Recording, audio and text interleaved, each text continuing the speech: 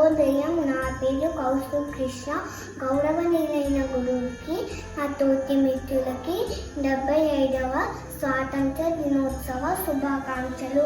ఎందరో మహానుభావుల త్యాగం సృష్టించుకొని బ్రిటిష్ పాలన నుండి స్వేచ్ఛ లభించింది. ప్రతి ఏడాది ఆగస్టు 15 స్వాతంత్ర దినోత్సవం జరుపుకుంటాము. గాంధీజీ చేసిన క్విట్ ఇండియా ఉప్పు సత్యాగ్రహం అది ముఖ్యమైనది.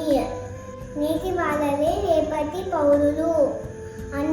అందుకే మనం కూడా దేశానికి సేవ చేయాలని కోరుకు